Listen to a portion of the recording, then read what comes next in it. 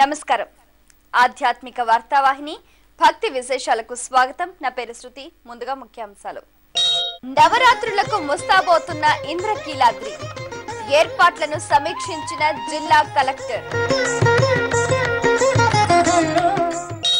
రెండో రోజు ఆదిత్యుడిని తాకని సూర్యకిరణాలు, నిరాశకు గురైన భక్తులు. తిరుమలలో కొనసాగుతున్న భక్తుల రద్దీ, శ్రీవారి దర్శనానికి 18 గంటలు. టెక్కలిలో మహాత్మునికి ప్రత్యేక పూజలు, బాపునే దేవుడిగా ఆరాధించిన భక్తులు.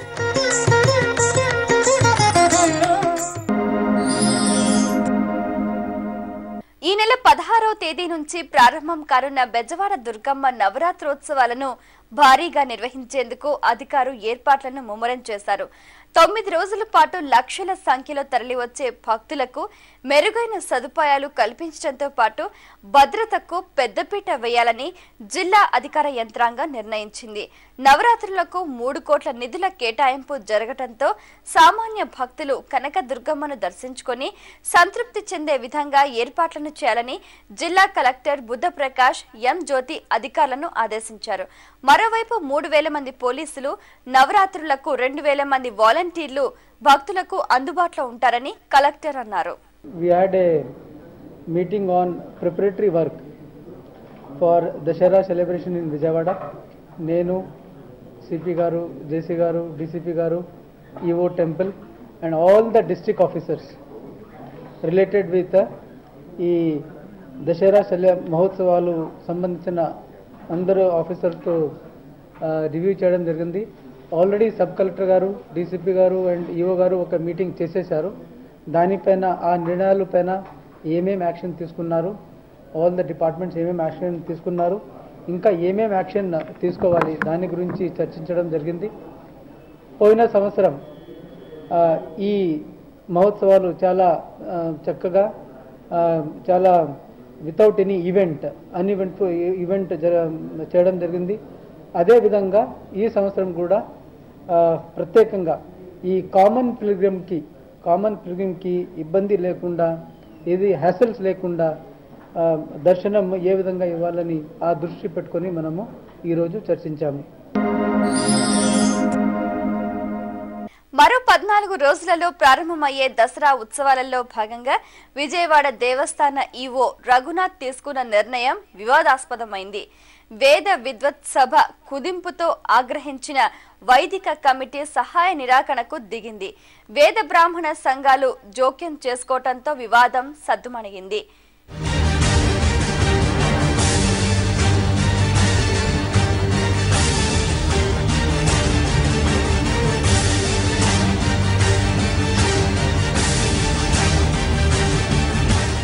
బెజవాడ దుర్గమ్మ సన్నిధిలో దసరా ఉత్సవాల నిర్వహణకు కొన్ని రోజుల వ్యవధి మాత్రమే ఉంది.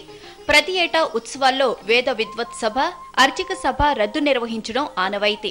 అయితే ఈసారి అర్చక సభను రద్దు చేశారు అధికారులు. వేద విద్వత్ సభను కుదించాలని నిర్ణయించారు. ఈ నిర్ణయాలపై వైదిక కమిటీ ఆగ్రహం వ్యక్తం చేస్తోంది. తమతో కనీసం చర్చించకుండా ఏకపక్షంగా ఎలా నిర్ణయం తీసుకుంటారని అధికారులను నిలదీశారు. ఆలయ అధికారుల తీరును నిరసిస్తూ వైదిక కమిటీ సహాయ నిరాకరణకు సిద్ధమైంది. ఈ విషయం కాస్త బయటకు పొక్కడంతో పరిస్థితిని చక్కదిద్దేందుకు బ్రాహ్మణ సంఘాలు రంగంలోకి దిగాయి. ఈవోతో చర్చలు జరిపారు.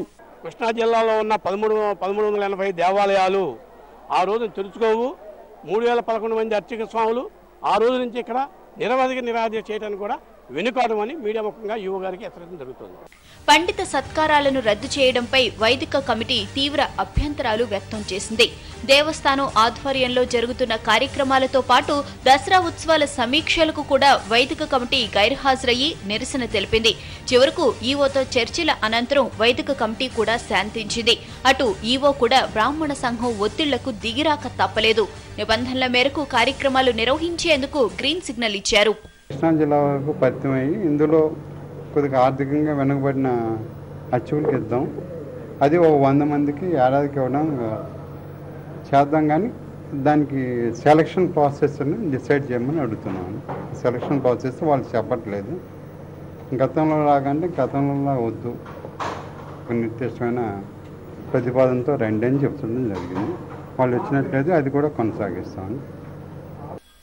ఏటా జరిగే విధంగానే అన్ని కార్యక్రమాలు సాంప్రదాయంగా నిర్వహించాలని బ్రాహ్మణ సంఘాలు డిమాండ్ చేస్తున్నాయి. ఏ కార్యక్రమాన్ని రద్దు చేసినా సహించబోమని హెచ్చరించాయి.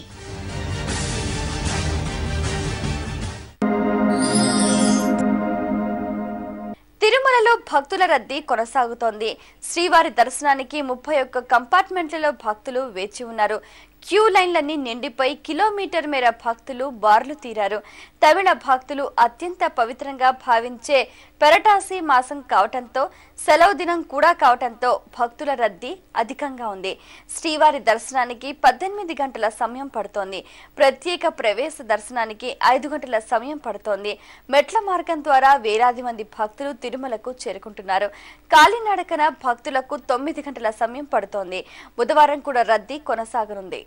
వేడుకొందామా వేడుకొందామా వేడుకొందామా వెంకటగిరి వెంకటేశ్వరుని వేడుకొందామా వేడుకొందామా వేడుకొందామా వెంకటగిరి వెంకటేశ్వరుని వేడుకొందామా వేడుకొందామా.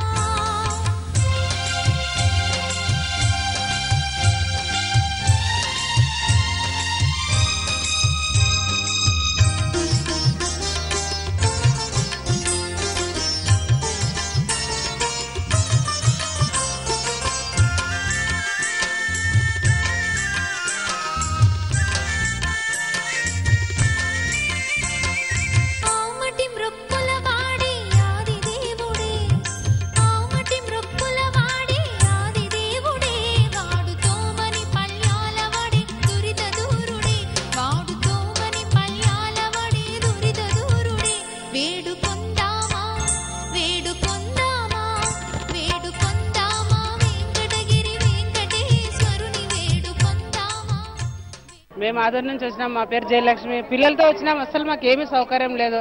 పిల్లలకి పాలు లేవు, ఏమీ లేదు. అడిగినా ఏమి పట్టించుకోవడం లేదు.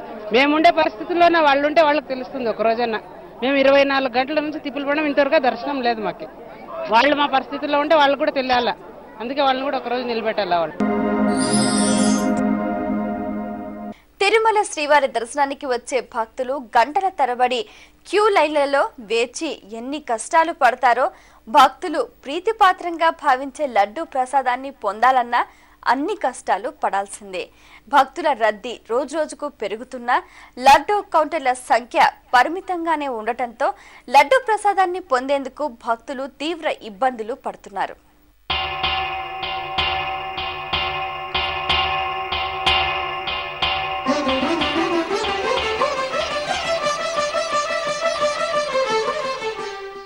తిరుమల శ్రీవారి భక్తులకు కొత్త కష్టాలు ఎదురవుతున్నాయి.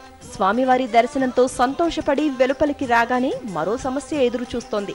శ్రీవారి దర్శనానంతరం లడ్డూ ప్రసాదం తీసుకోవటం ఒక పరీక్షగా మారిపోతోంది. శ్రీవారి దర్శనం అనంతరం ప్రీతిపాత్రంగా భక్తులు భావించే లడ్డూ ప్రసాదానికి చాంతాడంత క్యూలైన్లు తప్పటం లేదు. భక్తుల కష్టాలను తీర్చేందుకు టీటీడీ సువిశాలమైన లడ్డూ వితరణ కేంద్రాన్ని నిర్మించింది. ఎలాంటి నిరీక్షణ లేకుండా సులభతరంగా ప్రసాదం పొందేందుకు వీలుగా 65 కౌంటర్లను టీటీడీ ఏర్పాటు చేసింది. గత 4 రోజులుగా భక్తుల రద్దీ అధికంగా ఉంది. ఈ తరుణంలో కేవలం 10 కౌంటర్లను మాత్రమే అందుబాటులో ఉంచారు. ఈ కౌంటర్ల వద్ద భక్తులు గంటల తరబడి నిరీక్షించాల్సిన పరిస్థితి నెలకొంది. వివిధ బ్యాంకులు కౌంటర్లను నిర్వహిస్తున్నాయి. అటు బ్యాంకు, టీటీడీ అధికారుల మధ్య పర్యవేక్షణ లేని కారణంగా కౌంటర్ల సిబ్బంది బాధ్యతారాహిత్యంగా వ్యవహరిస్తున్నారని భక్తులు ఆగ్రహం వ్యక్తం చేస్తున్నారు. ఉన్నతాధికారులు చర్యలు చేపట్టి భక్తుల రద్దీ దృష్ట్యా తగిన కౌంటర్లు ఏర్పాటు చేయాలని భక్తులు కోరుతున్నారు. అఖిలాండ కోటి బ్రహ్మాండ నాయకుడైన తిరుమల శ్రీవారికి భక్తులు అనేక రకాల కానుకలను సమర్పించి తమ భక్తి చాటుకుంటారు. శ్రీవారి హుండీలో నగదు, బంగారు, వివిధ రకాల నాణాలు భక్తులు సమర్పించుకుంటుంటారు. శ్రీనివాసుడికి భక్తులు సమర్పించిన పురాతన నాణాలను భక్తుల సందర్శనార్థం ఉంచాలని టీటీడీ నిర్ణయించింది. ఈ నెల 14వ తేదీ నుంచి జరిగే శ్రీవారి నవరాత్రి బ్రహ్మోత్సవాలకు తరలివచ్చే భక్తులకు 1వ శతాబ్దం నుంచి నిన్న మొన్నటి బ్రిటిష్ కాలం వరకు ఉన్న పురాతన నాణాలను సందర్శనశాలలో ప్రదర్శనంగా ఉంచనున్నట్లు టీటీడీ తెలిపింది. తిరుమల తిరుపతి దేవస్థానము హుండీ ద్వారా గతంలో కొన్ని పురాతన నాణ్యాలను సేకరించడం జరిగింది. ఇవి అందులో గోల్డ్, సిల్వరు, కాపరు కాయిన్స్ అన్నీ ఉన్నాయి. అందులో ప్రస్తుతము కొన్ని గోల్డ్ కాయిన్స్ను కూడా మేము రేపు ఈ బ్రహ్మోత్సవాల ఎగ్జిబిషన్ కోసం స్పెషల్ ఎగ్జిబిషన్లో కూడా కొన్ని డిస్ప్లే చేయడం జరుగుతూ ఉంది. తర్వాత ఈ గోల్డ్ కాయిన్స్లో మనకు అప్పట్లో భక్తులు వేసిన వాటిలో క్రీస్తు శకము 1వ శతాబ్దపు ఒక రోమన్ నాణ్యం నుంచి ఎన్నో నాణ్యాలు మనకు బ్రిటిష్ ఈస్ట్ ఇండియా కంపెనీ వరకు ఉన్నాయి. ఇందులో ముఖ్యంగా చెప్పుకోదగ్గ నాణ్యాలు ఏమంటే ఈ రోమన్ నాణ్యం ఒకటి, తర్వాత వెస్టర్న్ గాంగాస్, అది క్రీస్తు శకము 7-10 శతాబ్దం మధ్యలో పరిపాలించిన రాజులవి. అలాగే మనకు హొయసాల రాజులది, తర్వాత విజయనగర రాజుల కాలం నాటివి హరిహర రాయలు కాయలు ఆ కాయిన్స్ ఉన్నాయి. తర్వాత దేవరాయలు కాయిన్స్ ఉన్నాయి. అలాగే మనకు కృష్ణదేవరాయలకు సంబంధించిన కాయిన్స్, కొన్ని బాలకృష్ణ టైప్ ఆఫ్ కాయిన్స్ అలాంటివి ఉన్నాయి. తర్వాత వెంకటేశ్వర టైప్ ఆఫ్ కాయిన్స్ ఉన్నాయి. అలాగే మనకు చిన్న అచ్యుతరాయలు గండబెరిండ టైప్ ఆఫ్ కాయిన్స్ ఉన్నాయి. తర్వాత మనకు వెంకటేశ్వర టైప్ ఉండేటివి అరవిడ్ డైనాసిటీకి సంబంధించిన కాయిన్స్ కొన్ని ఉన్నాయి. ముస్లిం డైనాసిటీకి సంబంధించిన కాయిన్స్ అంటే మొఘల్ కాయిన్స్, ఇప్పుడు అక్బర్ కాయిన్స్ ఉంది మన దగ్గర. అలాగే టిప్పు సుల్తాను, హైదర్ అలీ ఆ కాయిన్స్ ఉన్నాయి మనకు. అలాగే మనకు బ్రిటిష్ ఈస్ట్ ఇండియా కంపెనీ వాళ్ళ పరిపాలిస్తున్నప్పుడు వాళ్ళు వేయించిన పగోడా కాయిన్స్ కానివ్వండి, మొహర్స్ కానీ, అష్రఫీ కాయిన్స్ కానీ ఇవన్నీ కూడా ఉన్నాయి. ఇవన్నీ కూడా అంటే ఎన్నో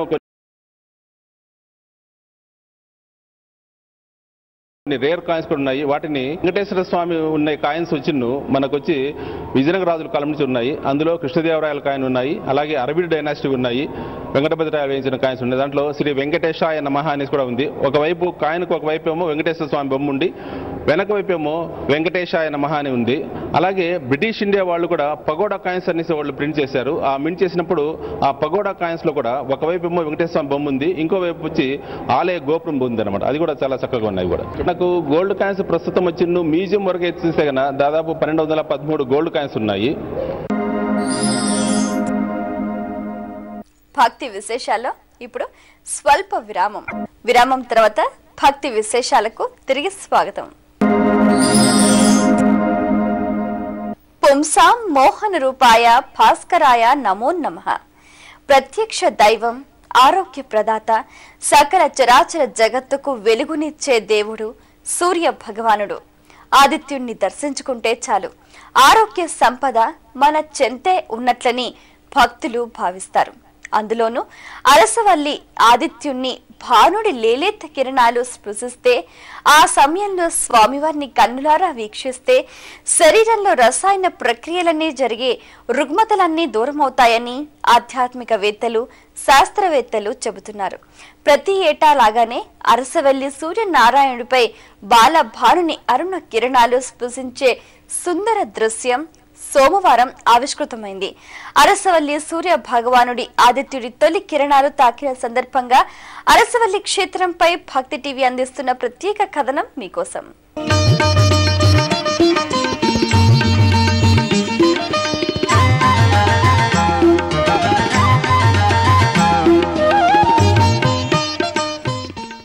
ఎన్ని ప్రత్యేకతలున్నా అరసవల్లి దేవాలయంలో ఏడాది పొడవునా విశేష పూజలు నిర్వహిస్తూ ఉంటారు. అంతేకాదు, ఇక్కడి సూర్యనారాయణ స్వామిని సేవిస్తే సర్వ దోషాలు తొలగిపోతాయని భక్తులు భావిస్తారు. ప్రతి ఏటా సూర్య జయంతిని పురస్కరించుకొని రథసప్తమి పర్వదినాన ప్రత్యేక ఉత్సవాలు ఘనంగా నిర్వహిస్తారు.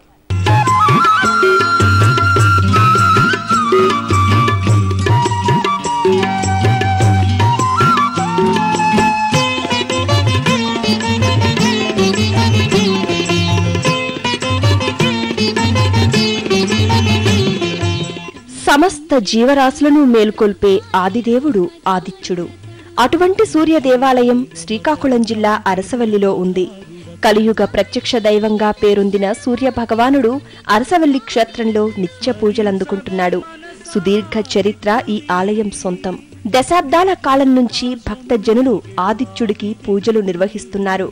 ఆరోగ్య ప్రదాతగా పేరొందిన సూర్యనారాయణ స్వామిని దర్శించుకుంటే రోగ శోక బాధలన్నీ తొలగిపోతాయని ఐతిహ్యం. ఆలయం ప్రాంగణంలో ఉన్న ఇంద్రపుష్కరిణిని దేవేంద్రుడే స్వయంగా నిర్మించాడని చారిత్రక కథనం. ఈ పుష్కరిణిలో పవిత్ర స్నానమాచరిస్తే సర్వపాపాలు హరిస్తాయని భక్తుల విశ్వాసం.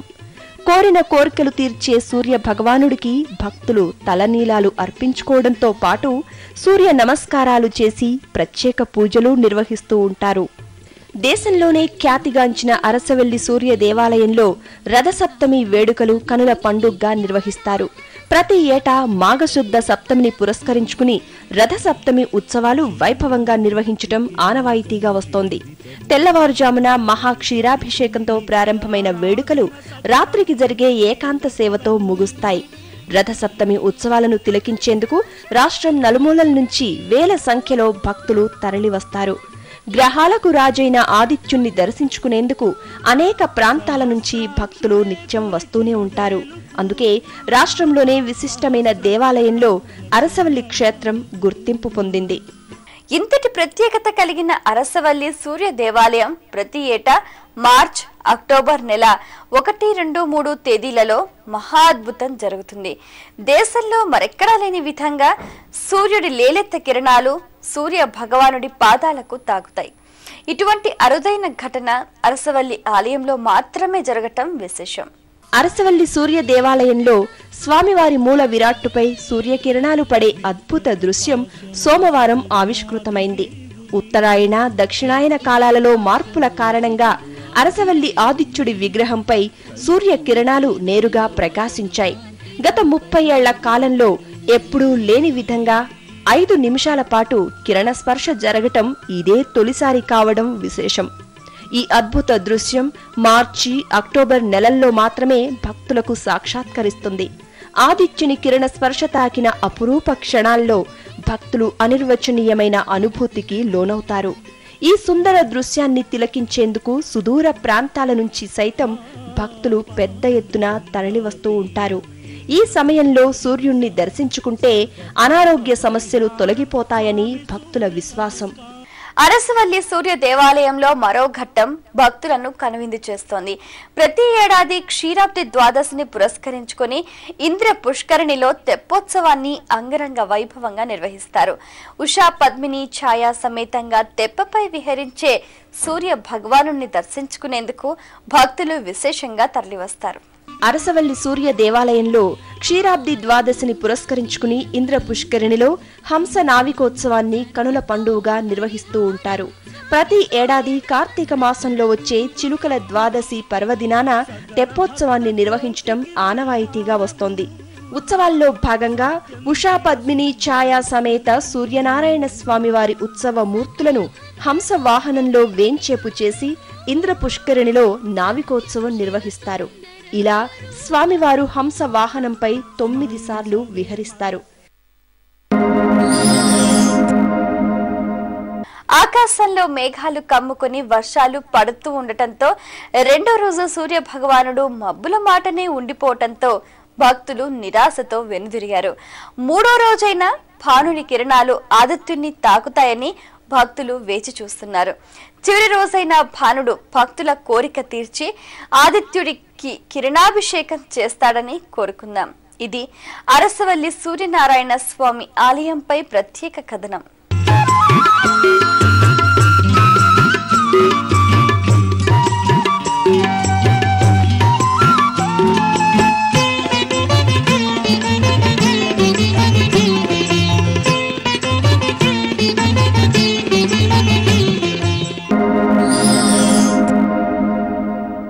జాతిపిత మహాత్మా గాంధీ విగ్రహానికి శ్రీకాకుళం జిల్లాలో పూజలు చేస్తున్నారు. జిల్లాలోని టెక్కలి ప్రజలు ప్రతి శుక్రవారం మహాత్మునికి పూజలు నిర్వహించడం ఆనవాయితీగా మారింది. జాతిపిత మహాత్మా గాంధీకి సిక్కోలు జిల్లాతో విడదీయరాని అనుబంధం ఉంది. దీంతో జిల్లాలోని టెక్కలి కేంద్రంలో గాంధీ విగ్రహం ఏర్పాటు చేసి ప్రతి శుక్రవారం పూజలు చేస్తున్నారు. ఈ ఆనవాయితీ 6.5 దశాబ్దాలుగా కొనసాగుతోంది. టెక్కలి మండలం నౌపడాలో గాంధీ ఉప్పు సత్యాగ్రహంలో పాల్గొన్నారు. స్వాతంత్రానంతరం కొందరు సమరయోధులు గాంధీ విగ్రహం ఏర్పాటు చేసి పూజలు చేయటం ప్రారంభించారు.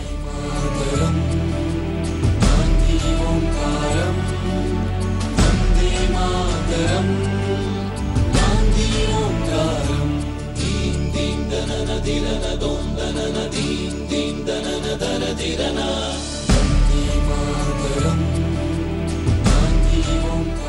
ఉప్పు సత్యాగ్రహంలో పాల్గొనడానికి వచ్చిన గాంధీ దూసి రైల్వే స్టేషన్లో దిగారు. ఆ స్టేషన్ కు మహాత్ముని పేరు పెట్టాలని నేతలు చెప్తున్నా ఆచరణకు మాత్రం నోచుకోవటం లేదు. జిల్లాలో పొందూరు ఖాదీ బండారిని కూడా గతంలో మహాత్ముడు సందర్శించారు. ప్రతి వారం శుక్రవారం మేము ఆ కళాశాలలో యొక్క గాంధీ పూజోత్సవాన్ని జరిపించుకుంటున్నాం. ఆ మహానుభావుత యొక్క ఆశయాలని ఒకసారి మననం చేసుకొని అందరం అతను అడుగుజాలు నడుచుకుంటూ అందరూ నడవాలని ఆశయంతో ఈ కార్యక్రమం చేయడం జరుగుతుంది. జాతిపిత మహాత్మా గాంధీ విగ్రహానికి పూజలు చేయటం పలువురు పొరుగు గ్రామాల ప్రజలు కూడా అభినందిస్తున్నారు.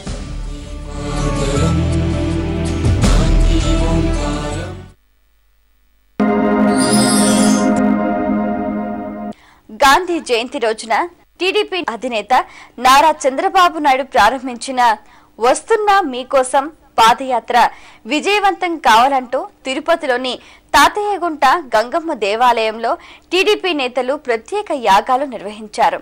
గ్రామ దేవతైన గంగమ్మ తల్లి అనుగ్రహిస్తే అంతా శుభమే జరుగుతుందన్న భావనతో యాగం నిర్వహించినట్లు టీటీడీ నేతలు తెలిపారు.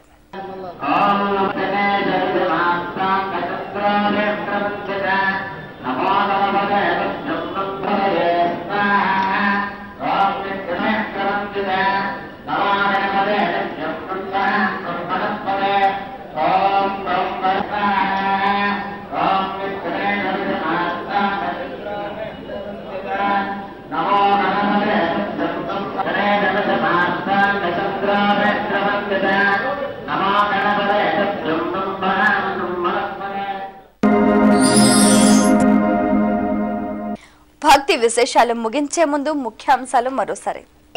నవరాత్రులకు ముస్తాబోతున్న ఇంద్రకీలాద్రి ఏర్పాట్లను సమీక్షించిన జిల్లా కలెక్టర్.